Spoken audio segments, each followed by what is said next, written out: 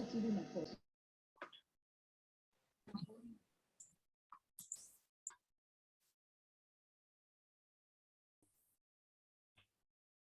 La relación a riesgo de cada audiencia.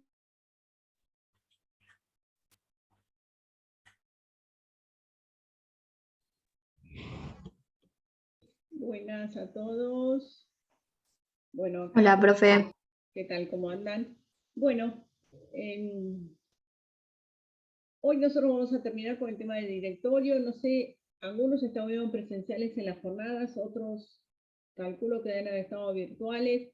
Quiero ver si me queda hacer alguna consideración, alguna pregunta de lo que se hablaron en las jornadas preparatorias, algo que les interese, alguna acotación que quieran hacer.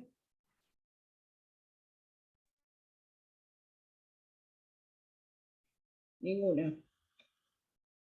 ¿Qué les parecieron? ¿Qué opinan de las cosas que se dijeron?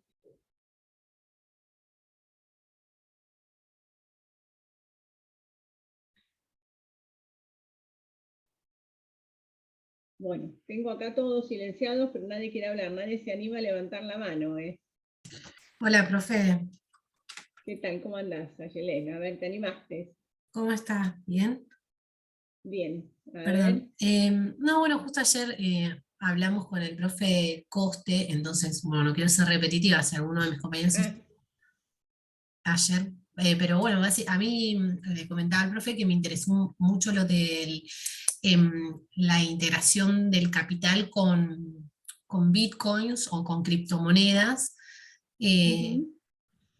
Bueno, entonces mi duda era también porque entendí como que se criticaba un poco eso, porque no se podía ver de manera fehaciente si realmente estaban o no estaban, ya que era muy, muy ahí límite de saber si existen o no existen en la vida real esas criptomonedas, por lo que hablaban de las contraseñas y eso.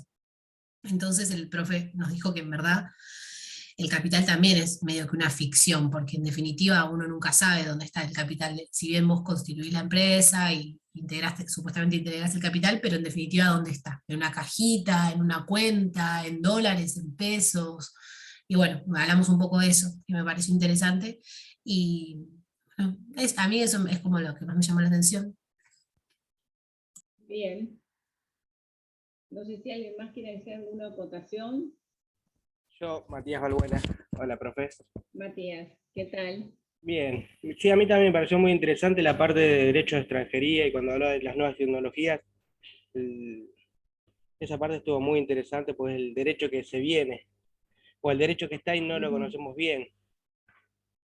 Esa parte fue muy, muy interesante. Nada, eso le quería acotar. Bien. Yo creo que esto que decían del aporte con Bitcoin, vieron que Javier hizo una diferencia de acuerdo si había una entidad que llevaba el registro o no había, y que algo también dijo Fujimi, que dijo que había que ver si son bienes determinados susceptibles de ejecución forzada. Y en realidad, si hay una entidad que lleva un control de quiénes son los titulares de Bitcoin, para Javier podrían llegar a ser bienes determinados susceptibles de ejecución forzada, entonces podrían llegar a aportar. Si no, me como que no revestirían este carácter, ¿no? Claro, el tema es si tienen o no la clave privada para poder acceder a esas criptos.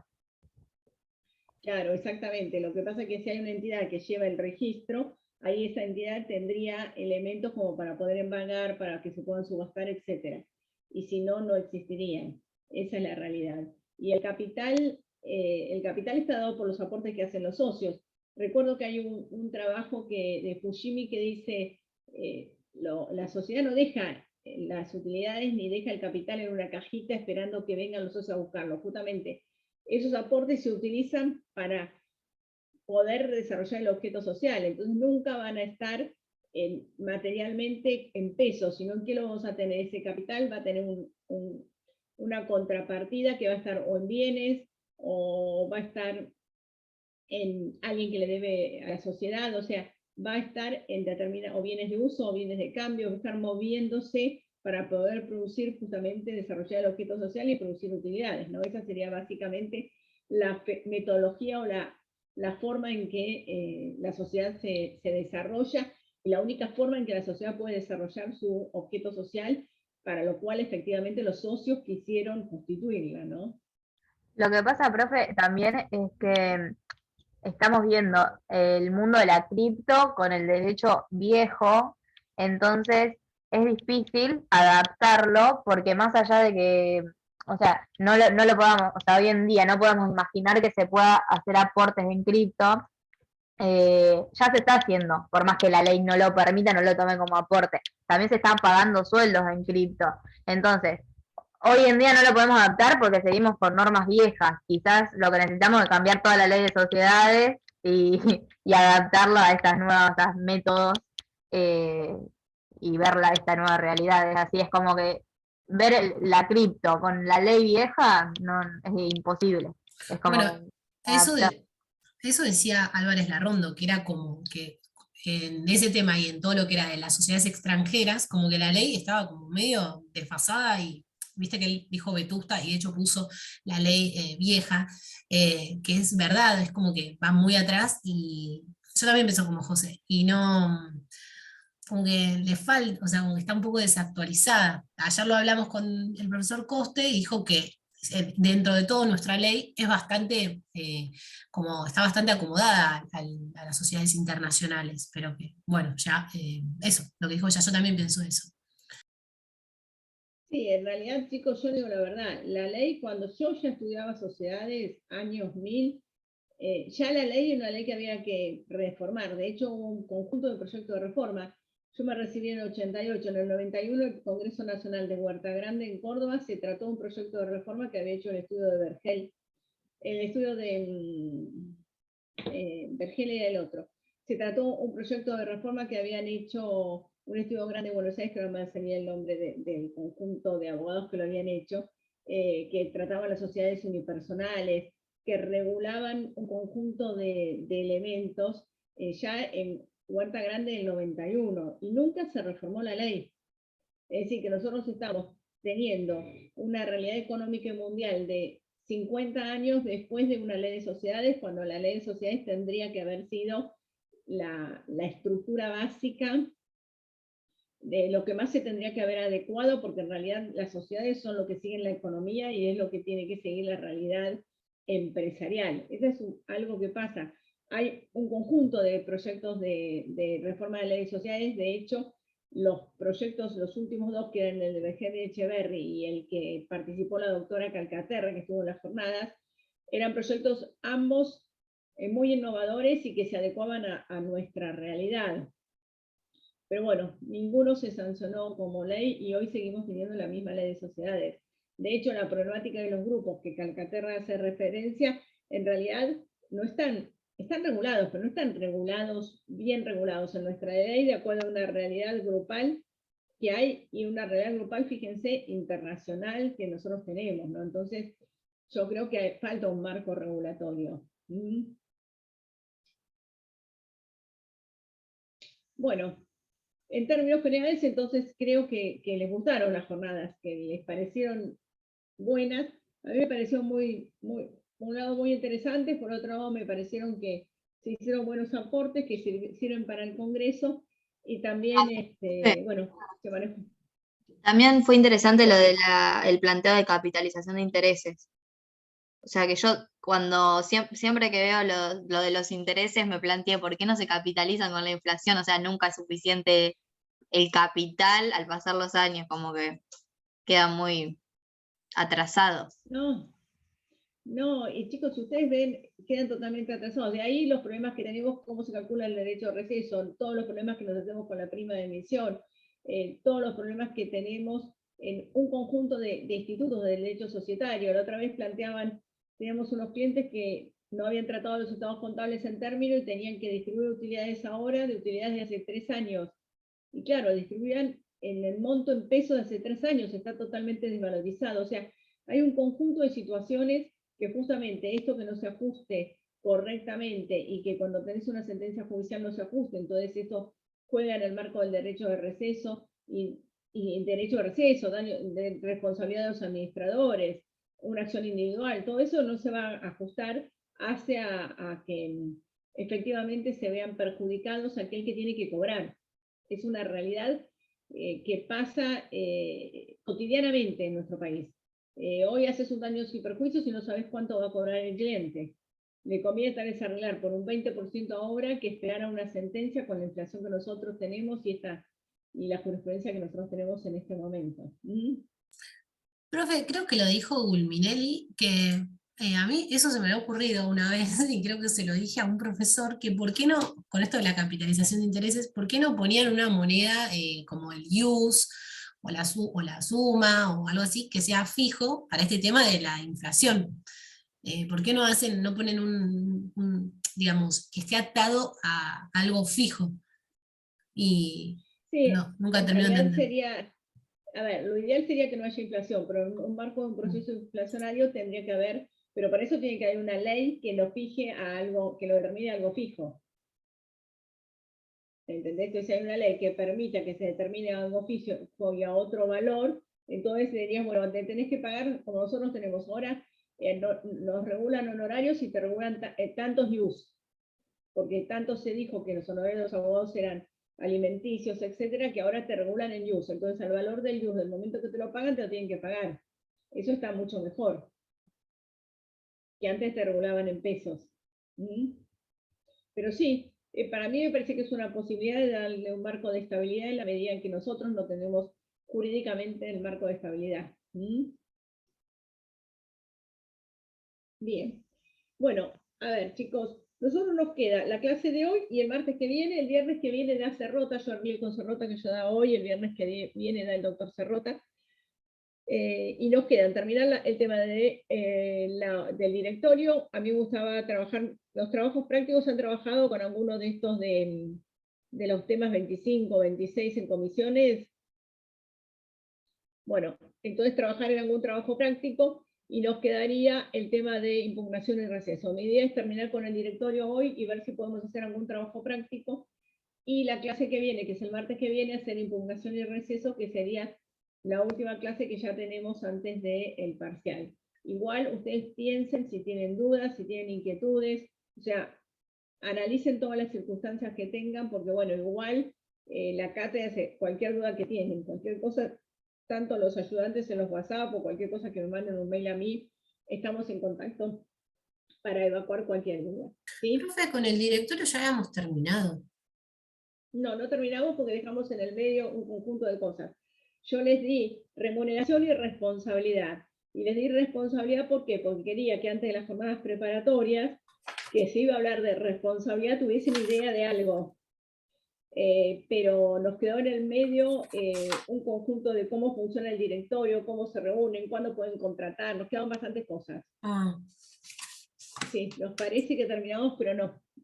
Ahora vamos a ver dónde van a ver que nos quedamos con un conjuntito de cositas que dejamos en el medio de gusto. La dejamos de gusto porque, bueno, yo quería avanzar con otra cosa.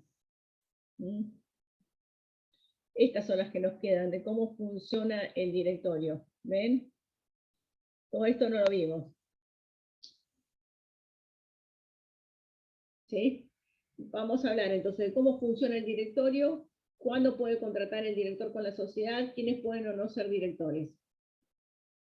Fíjense que acá nosotros vamos a tener, con respecto al funcionamiento del directorio, nos dice la ley que si bien el estatuto debe reglamentar la constitución y el funcionamiento del directorio, el quórum, es decir, la cantidad de directores que tienen que estar presentes, nunca va a ser inferior a la mayoría absoluta de sus integrantes. Y también nos dice que se tienen que reunir por lo menos cada 3 meses, salvo que el estatuto prevea que puedan hacerlo más otro régimen de reuniones, pero por lo menos se tienen que reunir cada 3 meses. Y además, cuando se reúne el directorio, se tiene que poner un orden del día de los temas que van a tratar. ¿Se acuerdan que cuando hablamos de asamblea, nosotros dijimos que en la asamblea teníamos que poner los temas o los puntos del orden del día que se iba a tratar la asamblea? Bueno, cuando hablamos de directorio, también el director tiene que saber antes de ir a una reunión qué puntos o cuáles son los temas que se va a tratar en la reunión del directorio. ¿Sí? Entonces, el directorio va a estar integrado con la cantidad de directores que específicamente establezca el estatuto. en muchas sociedades cerradas, se dice o se establece que el directorio va a estar fijado, va a estar integrado por de 1 a 5 directores según lo determine la asamblea. Si dice de 1 a 5 directores según lo determine la asamblea va a determinar en cada caso si el directorio va a estar integrado por un director o por más directores. De acuerdo a la cantidad de directores que la asamblea establezca o que el estatuto establezca, y si el estatuto delega en la asamblea establezca, va a ser la cantidad de directores que tenemos. En las sociedades del 299, como mínimo, siempre tenemos que tener 3 directores titulares. ¿Sí? ¿Por qué? Porque se acuerdan que las sociedades del 299 son aquellas que por alguna causa le interesa al Estado todo, y como le interesa al Estado todo, nos pide que por lo menos tengamos un número específico de directores que no sean menos de 3. ¿Se acuerdan que nosotros dijimos también, o creo que lo dijimos, que el directorio puede ser unipersonal, o sea, podemos tener un solo director, pero aunque tengamos un solo director, sigue siendo un órgano colegiado. ¿Por qué sigue siendo un órgano colegiado? Porque nuestra ley habla del directorio como un colegio, y entonces, sin perjuicio que tenga un único director, yo tengo que para tomar resoluciones válidas, tengo que labrar un acta de directorio. A mí me pasó un caso de una escribana que otorgó un poder en base a que fue el presidente del directorio a la escribanía y firmó para que otorgase el poder, y cuando otorgó el poder en base a esa concurrencia del presidente del directorio de la escribanía, lo hizo sin el acta de directorio, o sea, no labraron un acta en el libro de directorio. Entonces después se planteó la nulidad del poder porque se decía que como era un órgano colegiado, para que diese un poder válido tenía que estar labrado un acta en el libro de actas de directorio. Situación que no habían hecho, y entonces como no lo habían hecho se planteó la nulidad. En este caso nosotros dijimos que si bien era colegiado, era una formalidad, porque en realidad el único director era el que había otorgado el poder, y la Cámara, por suerte, rechazó la demanda. Pero tenemos que tener en cuenta, o como consejo decidan nuestros clientes, que si tienen que tomar una decisión o van a contratar con una sociedad, tienen que pedirle que haga un acta de directorio autorizándolo a celebrar ese contrato. Yo cuando hago un estatuto, vieron que se habló mucho de la autonomía de la voluntad, y el doctor Cerrota habló de las normas de autonomía de la voluntad y las normas imperativas en las jornadas. Bueno, cuando yo redacto el estatuto, yo puedo poner ciertos parámetros que no lo establece la ley, pero puedo poner parámetros que quieran las partes.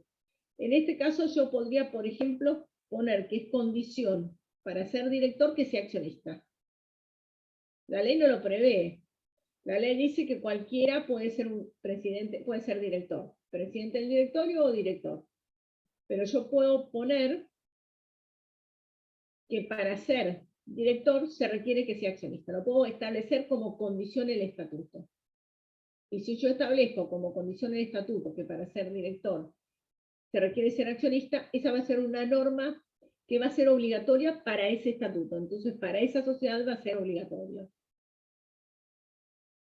Yo puedo ser directores de varias sociedades anónimas, no habría ningún problema, pero acá tengo la limitación del artículo 59 de responsabilidad de los directores, del 273 de nuestra ley de sociedades, que dice que los directores no pueden realizar actividades en competencia. Y esto es un poco lo que hablaba, ¿se acuerdan la doctora Calcaterra? Que hablaba de actos que sean del interés grupal y actos que hagan al interés grupal y actos que eran contrarios a la sociedad. Bueno, en realidad ella hace un poco referencia en que justamente tendríamos que, cuando analicemos la responsabilidad de los directores, ver cuando el acto era en favor del interés grupal o cuando era contrario a la sociedad y tratarlo de diferente manera. ¿Sí? Y esto volvemos, ¿por qué? Porque en realidad en nuestra ley de sociedades el fenómeno grupal está regulado, pero está regulado con normas, artículos que se encuentran diseminados en toda la ley, pero no tenemos un artículo concreto que regule los grupos societarios. ¿Se acuerdan que cuando vimos en quiebras dijimos que estaban regulados para el concurso de grupos y estaban regulados para los supuestos de extensión de responsabilidad, pero no para los otros casos? Límite de edad no tengo. Yo podría tener una persona de 80 años, mientras que esté viva, podría ser presidente del directorio o integrado en un órgano de directorio. Pero el estatuto perfectamente puede limitar y establecer que no se puede ser director si soy mayor de determinada edad. Es algo que se podría perfectamente poner.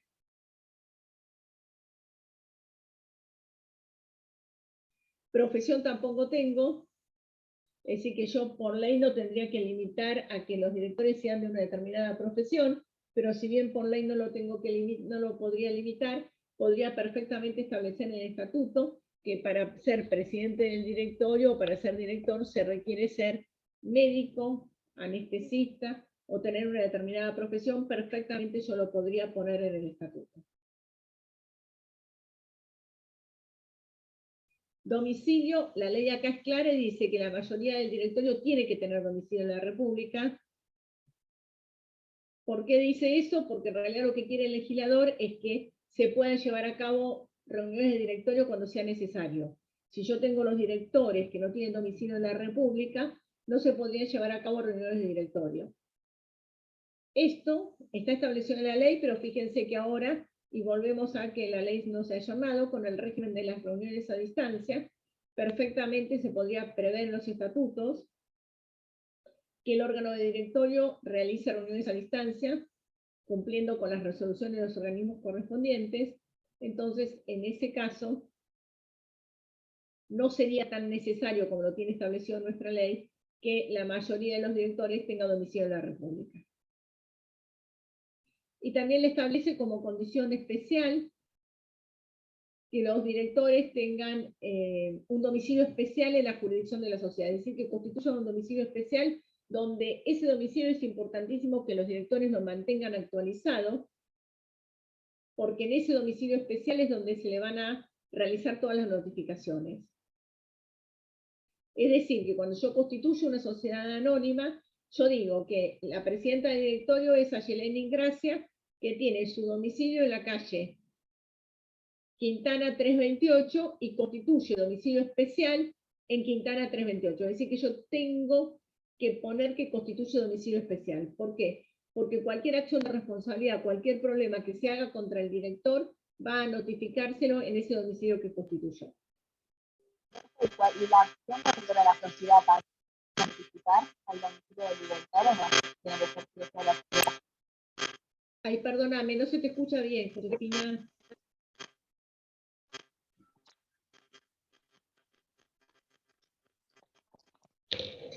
¿Y me escucha? Bárbaro. Ahora sí. Josefina, te muteaste.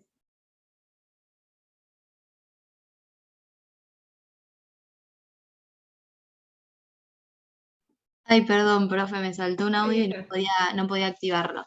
Ahora sí, a ver. Una acción contra la sociedad, ¿también se puede notificar en el domicilio del director o solamente las No. acciones contra? No, las acciones contra el director. Para la sociedad yo me tengo que notificar en la sede social. Ok, Para fijarme dónde está la sede social, ¿se acuerdan que dijimos que íbamos a averiguar en jurídicas, donde se pueden librar oficios jurídicas, y si uno entra a la página tanto de la Inspección General de Justicia como la Dirección Provincial de Personas Jurídicas, en la Dirección Provincial de Personas Jurídicas, con el legajo de la sociedad, aparece cuál es la sede social inscrita. ¿Sí? Bien, entonces vamos a tener que la mayoría tienen que tener domicilio en la República y que todos tienen que tener domicilio constituido en la jurisdicción. Las reuniones. El presidente del directorio ¡Profe! va a convocar. Sí. Perdón, una pregunta. ¿Puede ser que dar garantía también estaba en el texto como que pedía 1.000 pesos en la provincia de Buenos Aires? Sí, también ahora vamos a hablar de la garantía. Es una de las cosas que piden, que la IGJ tiene determinados requisitos y la provincia de Buenos Aires tiene otros requisitos, o diríamos ninguno. Sí, también. Entonces, la convocatoria, ¿quién va a ser? El presidente es el que tiene que convocar a la reunión de directorio. tiene que hacerlo por lo menos cada 3 meses. Se tendría que realizar en la sede social, puede no realizarse en la sede social, entonces tenemos que justificar por qué hacemos la reunión de directorio en algún lugar que sea diferente a la sede social. Es importante que a los directores los citemos todos. Si yo voy a hacer una reunión de directorio que sé que no va a ser unánime, tengo que citar a los directores. Fíjense que si yo convoco a una asamblea, que es el órgano del gobierno, la voy a estar convocando por edictos. Ahora, si yo quiero convocar una reunión de directorio, voy a tener que convocar y notificarle a los directores en forma fehaciente. ¿Dónde le voy a notificar a los directores? Y acá volvemos al domicilio inscripto. Es decir, que yo le voy a notificar en el domicilio inscripto dónde se va a hacer la reunión del directorio. El quórum y las mayorías, dijimos que el quórum por lo menos es la mayoría absoluta de directores y las resoluciones se tienen que tomar por mayoría absoluta de presentes, conforme el estatuto. Lo mínimo que me puede poner a mí es mayoría absoluta. Podríamos tener un quórum más amplio, pero no vamos a tener un quórum más menor que mayoría absoluta, porque nuestra ley me dice que como mínimo para las reuniones del directorio yo tengo que tener mayoría absoluta de los directores presentes. Si yo tengo 2 directores y uno vota de una manera y otro vota de otra manera, no se puede tomar resolución directorial válida. De hecho, yo tenía una sociedad que teníamos también integrada el directorio por 2 directores y se habían peleado, cada uno representaba el 50% del paquete accionario y no se podía tomar una resolución directorial válida. ¿Por qué? Porque no estaban de acuerdo y nunca votaban de la misma manera. ¿Sí? Si yo tengo 2 directores y un director no concurre en las reuniones de directorio, no va, yo tampoco voy a tener mayoría absoluta de presentes, entonces también es una forma de obstaculizarme a mí, obstaculizar al presidente del directorio o al que está convocando la reunión de tomar resoluciones válidas. Porque si no concurre, no se pueden tomar resoluciones válidas. Bien, las reuniones del directorio no se pueden hacer por voto secreto, es igual que las asambleas, se tiene que dejar constancia de quién vota y de qué manera. ¿Por qué? Porque ahí se pueden hacer acciones de responsabilidad a los directores o acciones de responsabilidad a los accionistas. Entonces es importante que cuando se votan en las asambleas, si se votan en las reuniones del directorio, que deje constancia lo que cada uno dice. Y el estatuto puede prever que en caso de empate el presidente tenga doble voto. No es común que se prevean estatutos, sí se hace en los supuestos de protocolo de familia. Yo otra vez estaba trabajando en un protocolo de empresa familiar y justamente entre las cosas que se puso, se ponía que en caso de empate el presidente tenía doble voto. ¿Sí? Entonces, la manera entonces que se tienen que reunir las reuniones van a ser convocadas, se va a dejar labrar un acta de lo que sucedió en la reunión, cada director va a quedar constancia de cómo vota, de qué manera vota, y todos los directores van a tener que firmar el libro de directorio. A diferencia, ¿se acuerdan de lo que vimos de las asambleas? Que el quórum, es decir, la cantidad de accionistas que estaban presentes, se probaba con ese libro de asistencia a asamblea, que yo les mostré uno que teníamos verdadero, un libro real. Bueno, las reuniones de directorio lo que se hace es firmar el libro de reuniones de directorio. Y con la firma del libro de reuniones de directorio se está probando que los accionistas, que los directores estuvieron presentes. Es decir, que la forma en que se prueba el quórum es con la firma del libro de reuniones de directorio. Las reuniones a distancia, ¿se acuerdan que ya hablamos en la parte general? Que en nuestro Código Civil y Comercial establece la posibilidad, que el estatuto establezca la posibilidad de hacer reuniones a distancias, y que la resolución de la IGJ sacó una resolución en época de pandemia que decía que las reuniones a distancia se podían hacer mientras que dure la pandemia, aunque el estatuto no lo prevea, de todos los órganos de administración y de gobierno a distancia, porque de manera que se pudiese llevar a cabo estas reuniones en la época de pandemia. Lo que todavía hoy, el otro día estaba en una reunión con gente de Capital Federal para una entidad que justamente era una asociación civil que tiene domicilio en Capital Federal y teóricamente no estaríamos en pandemia y no se podrían hacer reuniones a distancia si el estatuto no lo prevé, pero no hay ninguna resolución de la IGJ que diga que ya estamos fuera del marco de pandemia y que es obligatorio reunirse presencialmente y estas reuniones a distancia excepcionales no se podrían llegar a realizar. ¿Se acuerdan que la Dirección Provincial de Personas Jurídicas también sacó una resolución en época de pandemia que decía siempre y cuando nadie se opusiese se podían hacer las reuniones a distancia? Pero tanto en la Dirección Provincial de Personas Jurídicas como en la IGJ, hoy se pueden hacer reuniones a distancia.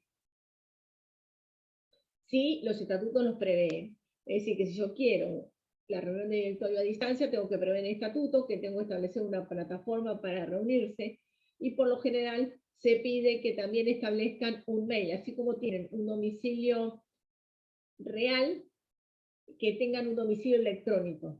La IGJ está pidiendo un domicilio electrónico a los directores. Esto nosotros no lo vimos, lo que sería la impugnación de decisiones de la Asamblea. Pero básicamente la impugnación de decisiones de la Asamblea, vamos a ver que hay todo un procedimiento, vemos quiénes están legitimados, cuándo se puede impugnar una Asamblea, pero también tenemos la problemática de esta impugnación de Asamblea es plantear la nulidad, es decir, mire, señor juez, por alguna causa, ya sea porque está mal convocada o por alguna forma en cómo se tomó la decisión de la Asamblea es nula. El martes que viene vamos a hablar de impugnación de decisiones de la Asamblea, y lo que se plantea es que si también está prevista o también se pueden hacer las impugnaciones de decisiones del directorio. Y acá nosotros nos encontramos que a diferencia que la impugnación de decisiones de Asamblea está prevista en nuestra ley, en los artículos 251 y siguientes, la problemática de impugnación de decisiones del directorio no se encuentra prevista en nuestra ley. Nuestra ley no prevé la impugnación de decisiones del directorio. Entonces, sobre esta base se plantea por qué no está prevista y si efectivamente se pueden impugnar las decisiones del directorio. Hay diferentes doctrinas con respecto a si está, por qué no está prevista y si se pueden impugnar o no las decisiones del directorio, y algunos dicen que no está prevista por el girador porque como estaba prevista para las asambleas, como es el mismo tema, que es una impugnación de una decisión por un tema de identidad sustancial, no se reproduce. Es decir, que se considera que como está previsto para las asambleas, también tendría que estar prevista la posibilidad de impugnar las decisiones del directorio aplicándose por analogía a las normas de la sociedad, de las asambleas. Otra parte de la doctrina dice que no lo previeron porque no se pueden incorporar todos los temas y lo dejaron para una reforma posterior. Algunos dicen que no se encontraba en el Código de Comercio, y otros dicen que en realidad no las incorporaron porque los consideraban inatacables, optando por reemplazar este sistema de invalidez por responsabilidad de los directores. Es decir, las reuniones de directorio siempre van a ser válidas, y en realidad lo que nosotros tenemos es un tema de responsabilidad. Acá nosotros lo vamos a encontrar. Hay diferentes doctrinas con respecto a estas impugnaciones de decisiones del directorio. Básicamente, el criterio es que las decisiones del directorio que hacen al giro ordinario de la sociedad, en principio, son decisiones que son importantes, que es necesario que tengan un marco de validez. Entonces, en cierta forma, el legislador no las previó. ¿Por qué? Porque quiere darse ese marco de validez. Si bien, en principio, ese es el criterio general, también hay alguna doctrina que dice que en realidad, en algunos casos se podría dar lugar a impugnaciones del directorio. Esos autores que dicen que pueden dar lugar a impugnación de decisiones del directorio, tenemos autores de la talla de Saldívar, Alperín, de Otaegui, Buti, Nissen, Yuyenbaz, Rulión.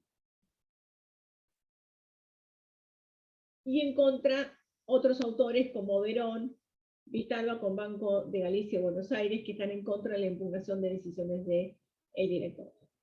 En la práctica, nosotros encontramos supuestos en donde se impugnan decisiones del directorio, pero esos supuestos donde se impugnan decisiones del directorio son supuestos concretos, claros, que cuando uno lee la resolución nos damos cuenta que algo había, que el juez olfateó, que el juez pudo darse cuenta que esa reunión del directorio estaba viciada de nulidad, que esa impugnación a la reunión del directorio no iba a producir perjuicio con respecto a los terceros o a la seguridad jurídica. Se ha admitido, entonces, en casos jurisprudenciales, donde hay vicios de incompetencia del órgano, vicios de convocatoria a la reunión del directorio. Yo convoco una reunión del directorio y no cito a todos los directores. Hago una reunión del directorio y tengo un vicio en el quórum porque no tengo el quórum mínimo para sesionar y avanzo con la reunión del directorio como si tuviese ese quórum mínimo para sesionar.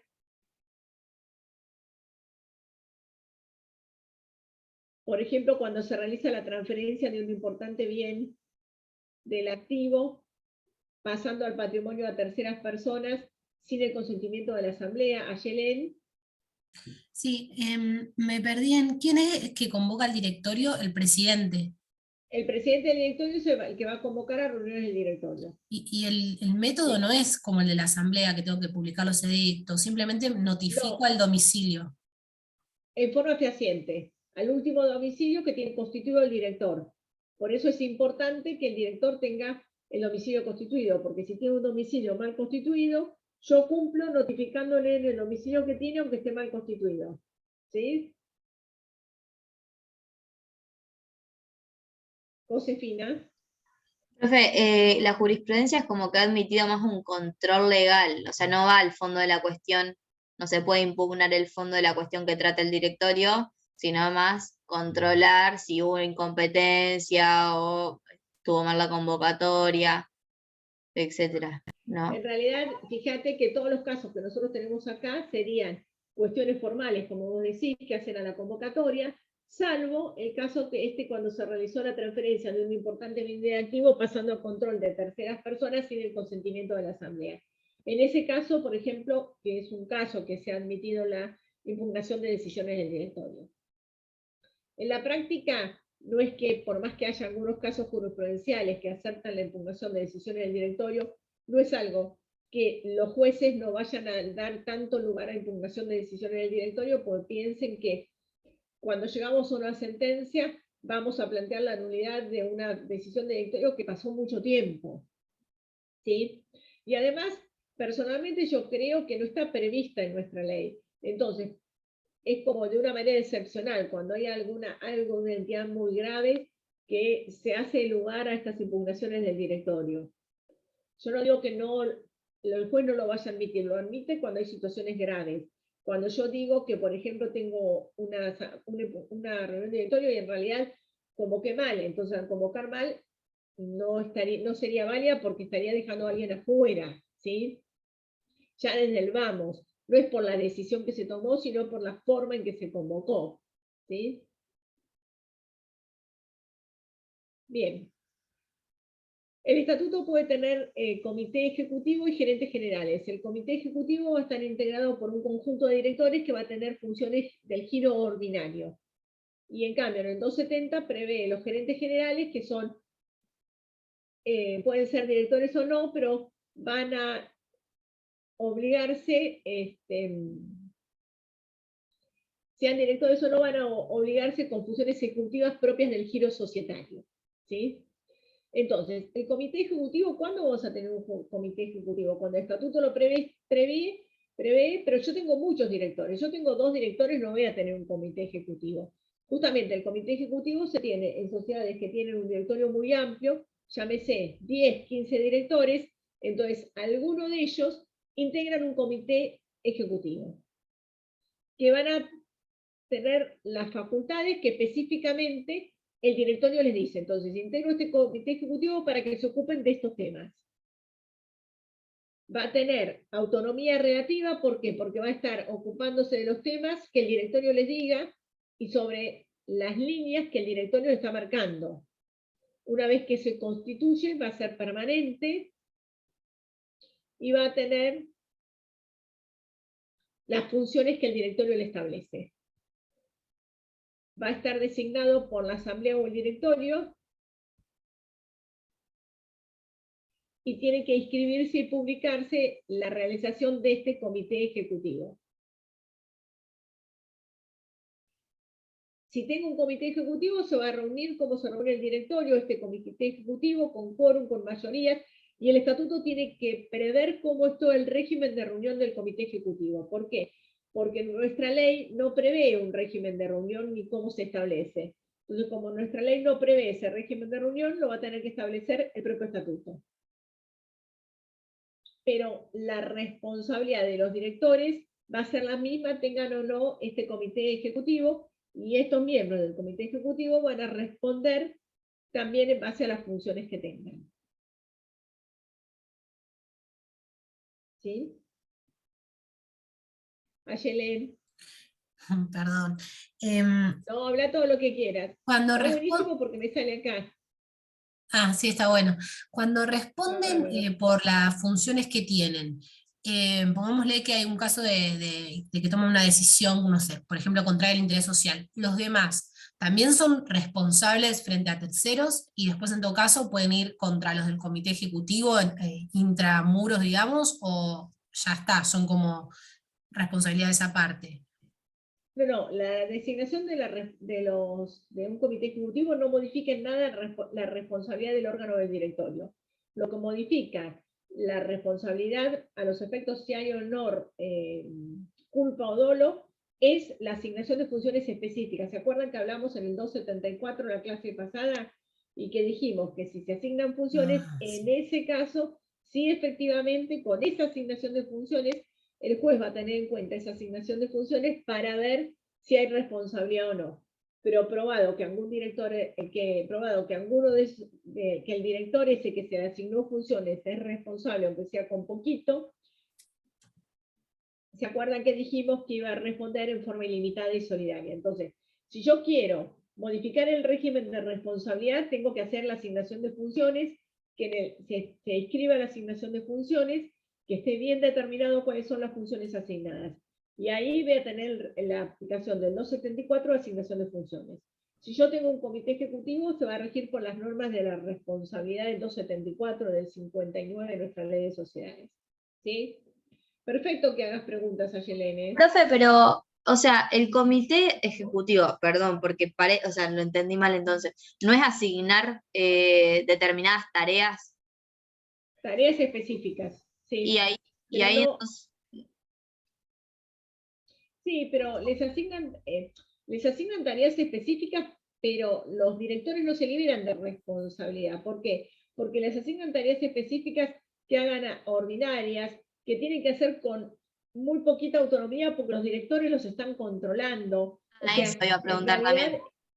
los directores no se liberan porque la asignación de ese comité ejecutivo es como que hay algunos directores que trabajan un poquito más en esto, pero no le asignan funciones específicas, ¿entendés? No es un régimen de asignación de funciones donde diga, bueno, vos te ocupás de la planta de Chaco y este se ocupa de esto. No, hacemos un comité ejecutivo para trabajar en estos temas.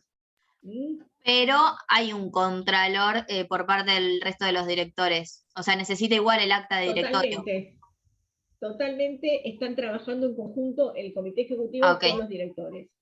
O sea, puede pasar, a ver si entendí bien, que al comité ejecutivo se le asignen o no funciones específicas. Si se le asignan funciones específicas, se puede aplicar lo del 274, que sería como un cambio en la responsabilidad. Sí, a ver, en realidad lo que nosotros hacemos es la asignación de funciones o la constitución de un comité ejecutivo. Si yo digo que hago un directorio con asignación de funciones, le aplico el 274. Y si constituyo un comité ejecutivo que tengo previsto en el estatuto, que solo puede estar integrado para algunos directores como para facilitar el funcionamiento de la sociedad, se aplica el régimen del 54, del 59 y 274 de responsabilidad.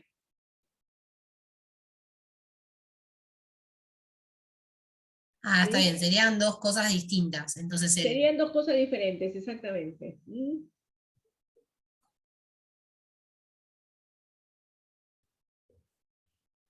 Bueno, los gerentes, también puede haber gerentes. Cuando yo designo gerentes dentro de la sociedad anónima, ya no es un órgano societario, sino es un órgano de la empresa, y por lo tanto se va a regir por la relación de mandato. Vieron que si yo voy, no sé, a Garbarino, Musimundo, no sé si siguen funcionando, o a Toledo, o a Bea, y me voy a pelear por alguna cosa, me dicen, peguen que tienen que hablar con el gerente. Si a mí me dicen en una sociedad anónima que tienen que hablar con el gerente, ese gerente es un empleado, tiene una relación de mandato, no es un órgano societario como el director. En cambio, si yo es una SRL y me dice, usted tiene que hablar con el gerente, ahí yo podría ser el gerente societario, que es el administrador, o podría ser un gerente comercial. Pero en una sociedad anónima, cuando hablamos de un gerente, estamos hablando de un gerente comercial y no estamos hablando de un órgano societario.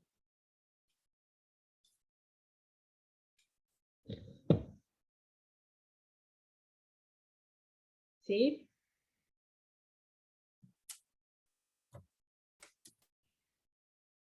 Bueno, ¿qué actos puede realizar el director con la sociedad? Acá tenemos el 271, que dice cuándo el director puede contratar con la sociedad y qué requisitos tiene que hacer para contratar con la sociedad.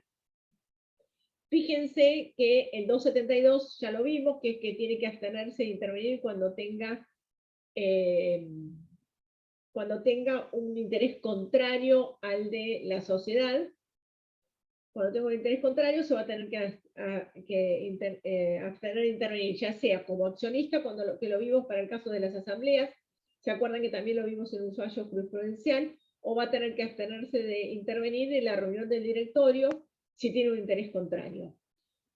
¿Y cuándo puede contratar el director con la sociedad? El director puede contratar con la sociedad en los términos del artículo 271. ¿Sí? ¿Qué actos puede hacer? El director puede celebrar los contratos que sean de la actividad de la sociedad y en la que éste opere y en las condiciones del mercado. ¿Qué significa esto? Acá fíjense que la ley dice que puede realizar los contratos que sean de la actividad en que ésta opere. Y acá con esto nos encontramos que algunos dicen que puede realizar los contratos que sean propios del objeto social y en las condiciones del mercado, porque las que éste opere serían los propios del objeto social.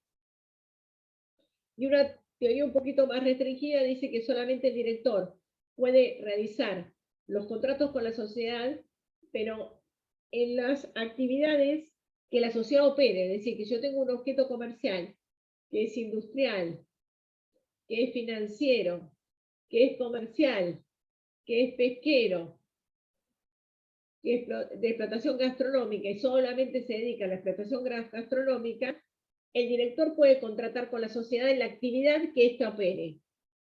Si de todo el objeto ese que tengo, que tiene múltiples actividades, que está inscrito en el organismo del Contralor, solamente desarrolla actividad gastronómica, el director va a poder contratar con la sociedad en actos que sean propias de la actividad gastronómica. Pero además en las condiciones que se opere, no puede cambiar. Si le puede vender algo que necesite para su actividad gastronómica, leche, carne, en las operaciones normales del mercado que la sociedad siempre compra. Es la única forma en que puede contratar el director. Doctora, que podría haber un autocontrato, entonces, ahí, si es presidente del directorio y a su vez quiere contratar con la sociedad, ¿podría ser un autocontrato? Podría si fuese las condiciones del mercado y las circunstancias que la sociedad opere. Entonces, si tiene un negocio gastronómico, le vende carne, podría, o le vende verduras, podría. Siempre y cuando sea la actividad que desarrolla y en las condiciones que la sociedad viene operando. Si no reúne esos requisitos, va a necesitar el consentimiento del directorio o de la sindicatura si no tiene quórum. ¿Sí? Si hace un contrato que no es en las condiciones del mercado o no es la actividad que ésta opere, ¿qué pasa? Tiene que ser ratificado por la asamblea.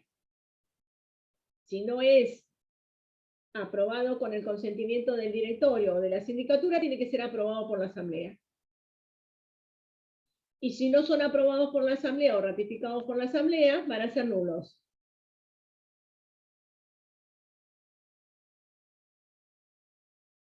Acá sería el caso, cuando hablamos de responsabilidad del administrador, un caso en que sea un acto ajeno al objeto, o sea, para el que no estaría habilitado, cuando decíamos que después la Asamblea podía ratificarlo.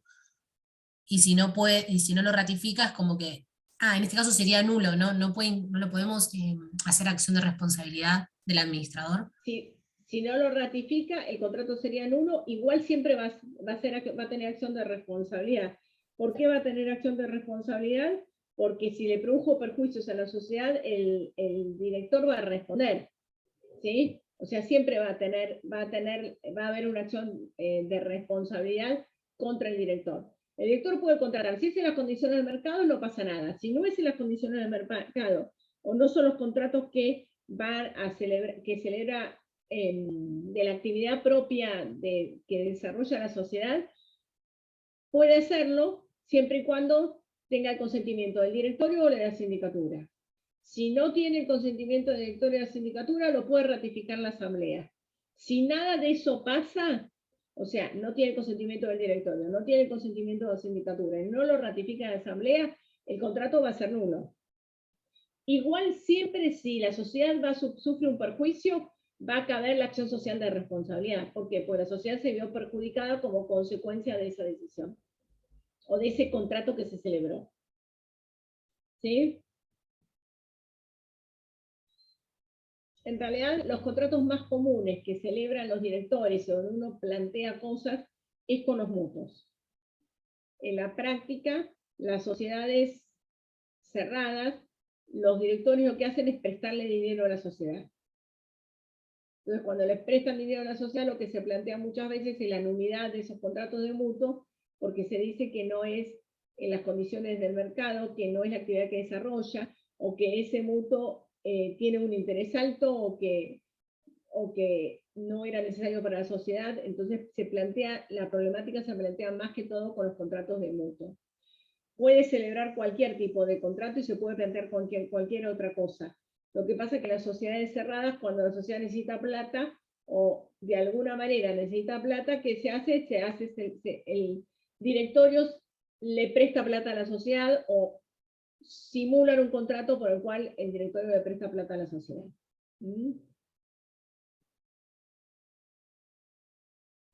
Bien. Bueno, ¿se acuerdan que el 272 ya lo vimos? Que cuando el directorio tuviese un interés contrario va a tener que abstenerse de votar y que se discutía si era nulo el voto del directorio o nula la decisión de la asamblea. Y acá estamos igual. Cuando tiene un interés contrario y en vez de estar en una asamblea porque es director y accionista, es director, tiene que abstenerse de votar y se plantea si es nulo el voto del directorio o es nula la decisión del directorio y queda la acción de responsabilidad. ¿Sí? Y tampoco el director va a poder realizar acciones en competencia con la sociedad, esto lo dice la ley, y si no lo dice la ley, surge del 274 del 59. ¿Por qué? Porque el director tiene que obrar como un hombre de negocios. Si realiza actividades en competencia, no está obrando como un hombre de negocios. Pero fíjense, y esto es un poco lo que nosotros decimos, ¿qué es lo que pasa con los grupos societarios? Si hay un director que es director de 2 o 3 empresas del grupo societario, en realidad va a estar administrando una sociedad que puede llegar a hacer actividades que compitan o puede llegar a hacer actividades que en cierta forma tengan un interés contrario una sociedad con la otra cuando son propias del mismo grupo societario y tiene que tomar decisiones societarias. Y ahí es donde decimos que la problemática de los grupos societarios no está correctamente regulada en nuestra ley de sociedades. ¿Sí? Con respecto a la capacidad es simple, está en el 264, quienes pueden estar, son los que ejercen el comercio, no pueden estar los fallidos o los quebrados, los condenados por causa penal o los funcionarios de la administración pública. Esto es sencillo. Y dentro de esto, ¿quiénes pueden ser directores? Entonces, los que no están en el comercio, las cooperadoras eclesiásticas no podrían ser, los magistrados y jueces no pueden ser directores, los eclesiásticos no pueden ser directores, Los martilleros tampoco pueden ser directores, salvo en una sociedad que sea de martilleros y que tenga como objeto la explotación de la actividad propia de los martilleros. Las personas jurídicas no pueden, los quebrados tampoco. Y con respecto a los concursados, Nissen dice que sí, Martorell opina que no podrían ser los concursados. En la práctica, a los directores, a ver, estos serían los requisitos que no pueden ser directores. Ahora, si yo constituyo una sociedad en la provincia de Buenos Aires y el director está quebrado, no me piden un certificado para acreditar que el director no está quebrado. Pero nuestra ley de sociedades establece estas limitaciones con respecto a quienes pueden ser directores. Esto de quién representa a la sociedad, ¿se acuerdan que ya lo vimos? Que dijimos que representa el presidente del directorio, que así como en las sociedades de responsabilidad limitada, el contrato podía establecer que 2 o más gerentes representasen a la sociedad, o que si había 3 gerentes, dijésemos que 2, Juan y Pedro, representaban a la sociedad. En el caso de las sociedades anónimas, el que representa es el presidente del directorio. Y los organismos de contralor admiten que el vicepresidente en algunos casos represente a la sociedad. En el caso de la IGJ, admite que pongamos en el estatuto que representa al presidente y el vicepresidente en su caso.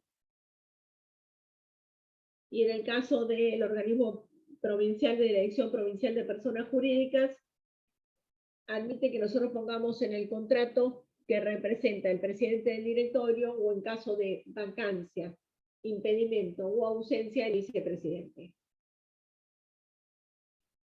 La doctrina de la jurisprudencia consideran que si firma el vicepresidente y nosotros tenemos un contrato que dice que en caso de vacancia, impedimento o ausencia firma el vicepresidente y obliga al vicepresidente, se dieron los supuestos de vacancia, impedimento o ausencia. Es decir, que se presume que si firmó el vicepresidente es porque se dieron esas condiciones de vacancia, impedimento o ausencia para que firme el vicepresidente.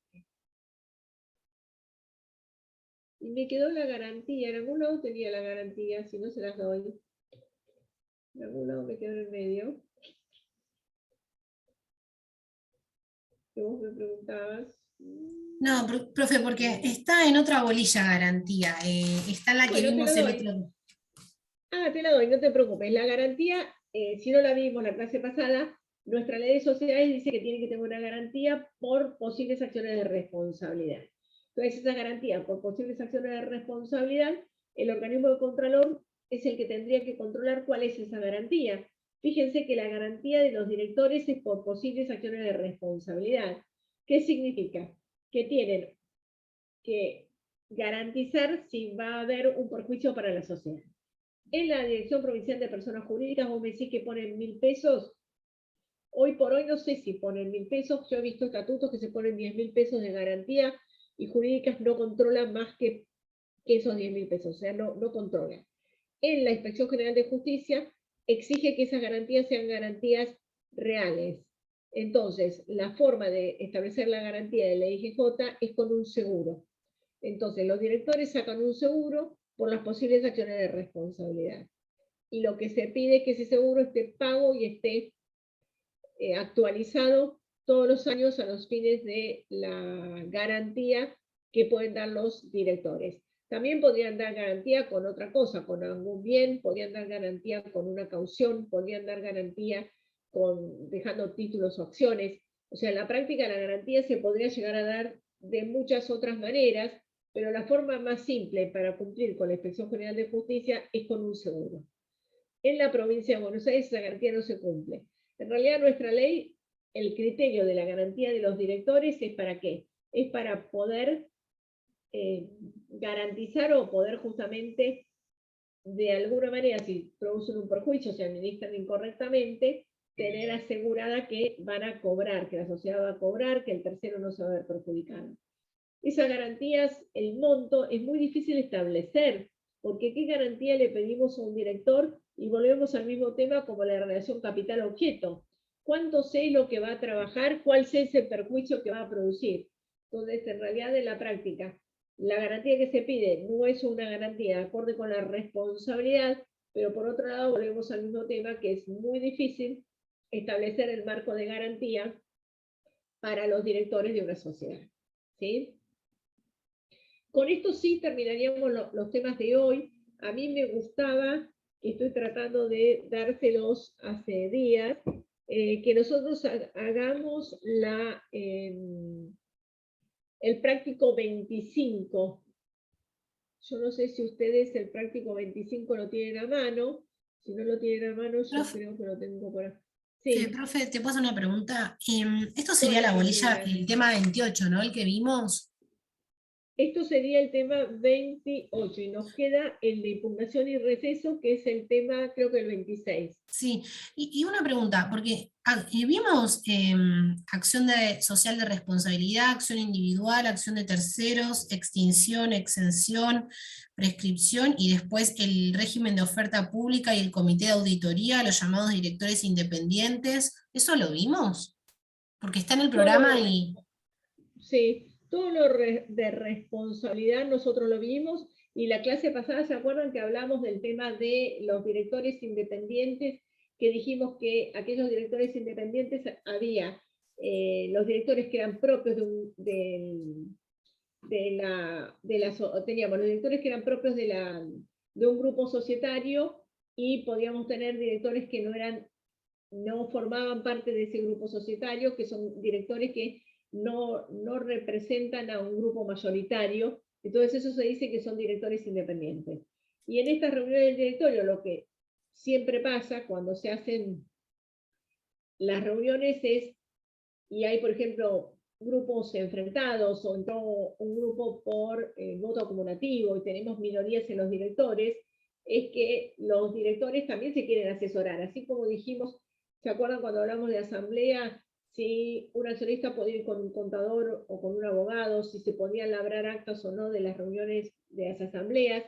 Cuando nosotros tenemos grupos mayoritarios fuertes y después tenemos a un grupo minoritario, bueno, en ese grupo minoritario, en realidad lo que se plantea entonces es si efectivamente se puede concurrir con un escribano o no a las reuniones de directorio, si podemos concurrir con un abogado o con un contador a las reuniones de directorio que nos asesore en las reuniones de directorio.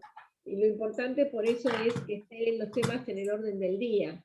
¿Por qué? Porque si yo soy director de una sociedad, tengo que saber cuáles son los temas que se van a tratar para, en esos temas que se van a tratar, saber qué voy a votar.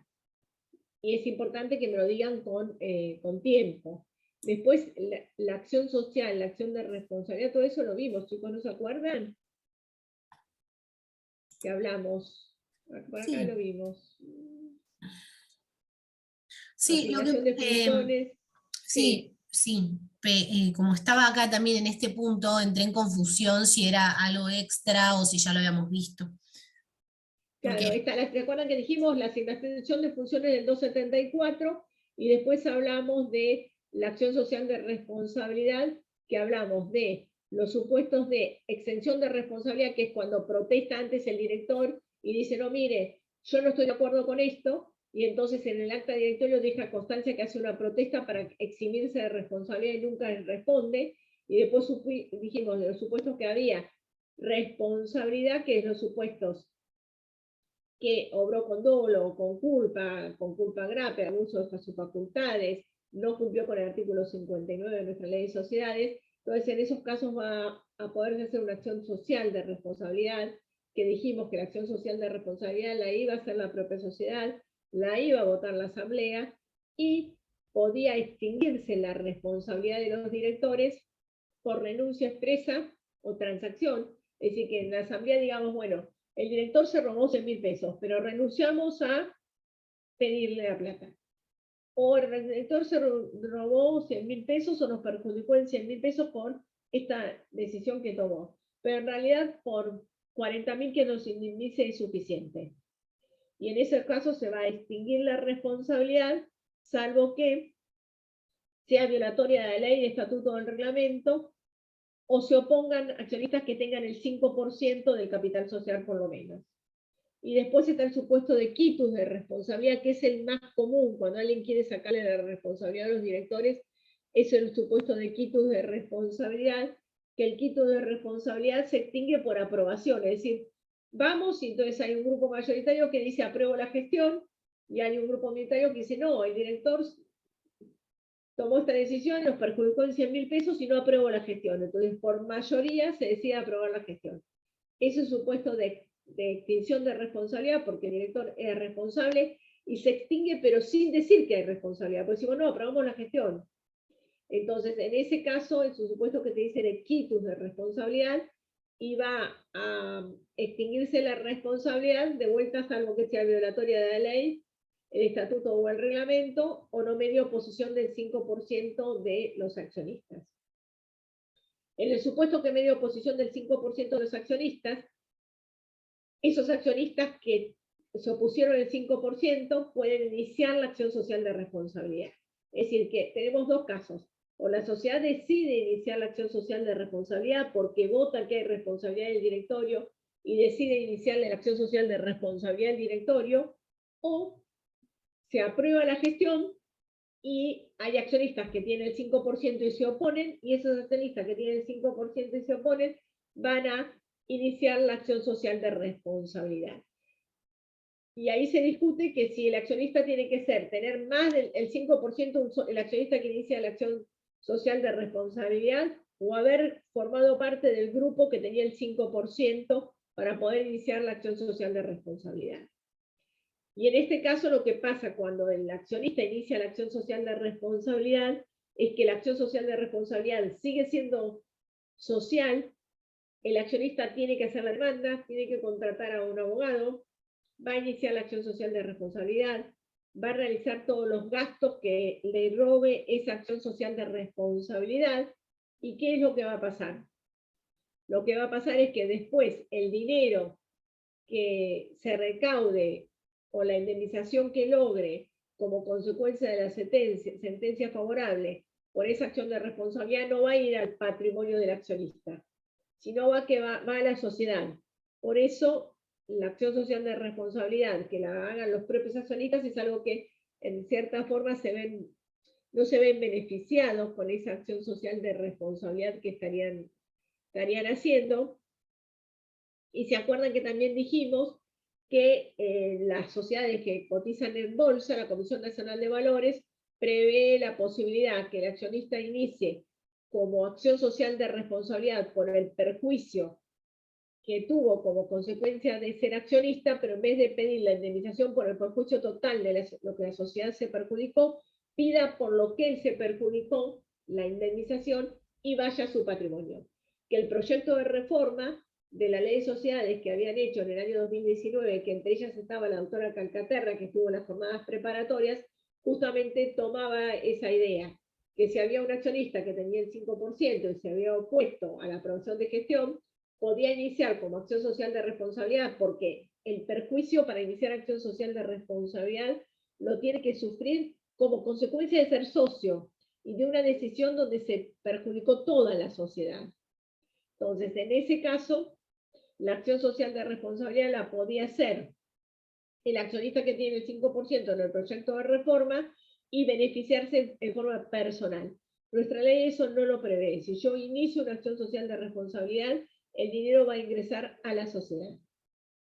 Y habíamos dicho como contrapartida de esta acción social de responsabilidad, la acción individual de responsabilidad, que la acción individual de responsabilidad va a ser establecida para aquellos accionistas que se vean perjudicados con un perjuicio patrimonial directo en su patrimonio, por ejemplo, por una decisión antijurídica, una decisión violatoria de la ley que perjudique, pero donde se vea perjudicado directamente en su patrimonio, por ejemplo, que se limite el derecho de suscripción preferente.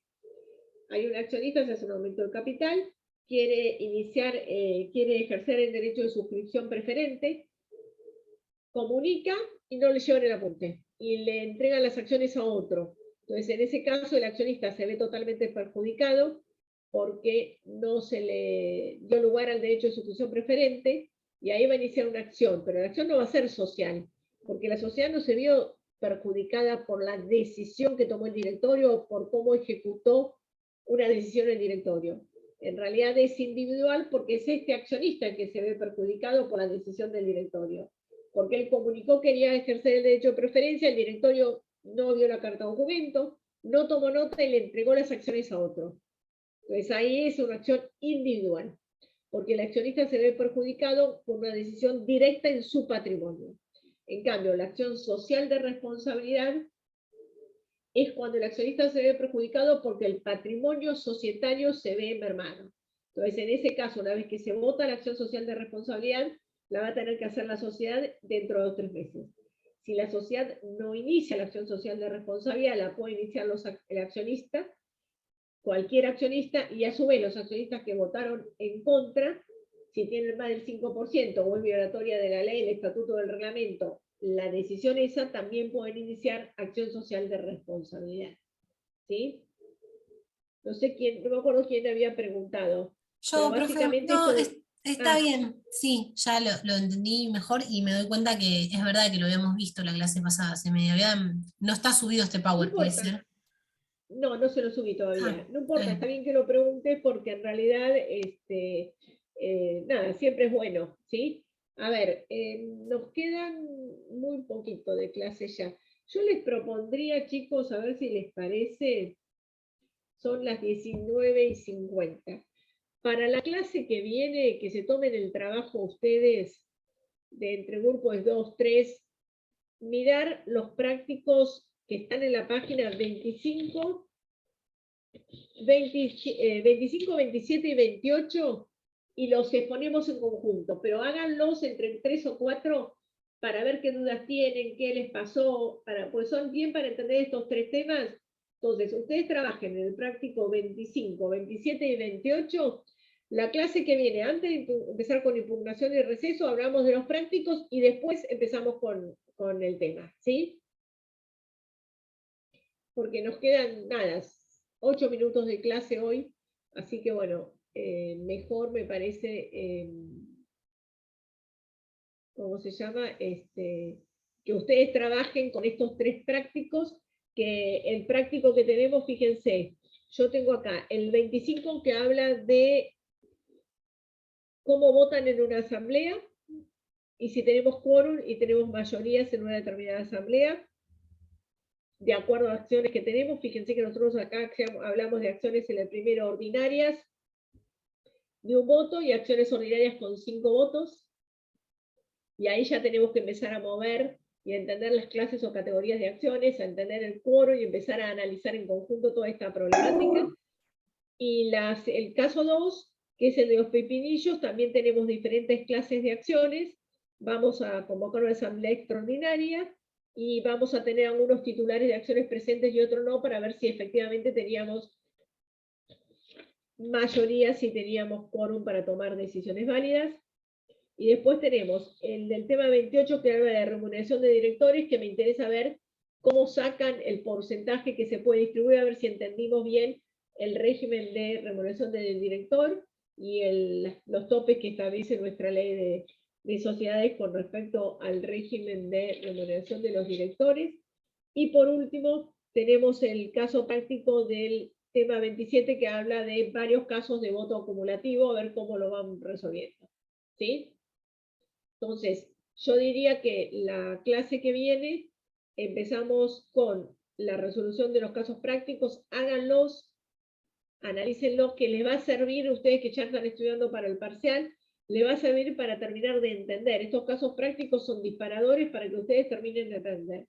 Si tienen dudas sobre algún caso práctico, pregunten, pero igual, hoy es viernes, el martes los estaríamos viendo. ¿Sí? Bueno. ¿Se sabe la hora del parcial? El Y si va a parcial es ser...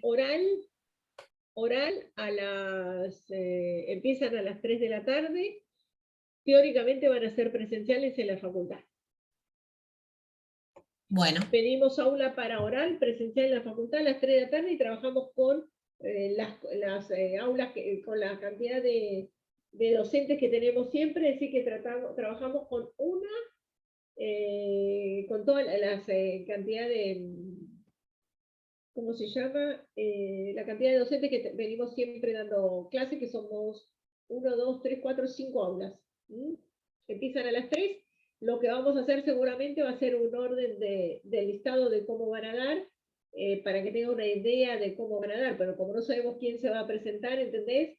Tampoco podemos decirte exacto el momento que vas a dar, porque hasta que no estamos en la facultad no sabemos quién se presenta, ¿entendés? Eso es la estructura que tenemos hoy, por lo menos, y el lineamiento que la facultad nos está dando. Bueno, ¿alguna otra preguntita? A mí Bien, me queda una entonces, duda, doctor- doctora. Sí, Victoria. Cuando habló de la impugnación de la decisión de los directores, que dijo que no estaba Sí. legislada, ¿qué plazo toma para iniciar la acción que no se prescriba o caduque? ¿Y quién es el legitimado activo para iniciar la acción? ¿Cómo lo tomarían si no está legislado? En realidad, como no está legislado, teóricamente la impugnación de la decisión del directorio la podía realizar algún director, básicamente, si el director está en desacuerdo con la resolución del directorio, podría iniciar algún director. Eso sería básicamente. Y por otro lado, si yo soy accionista y me enteré que alguna resolución del directorio no me gusta, yo como accionista también podría decir que inicio una acción de impugnación de decisión del directorio.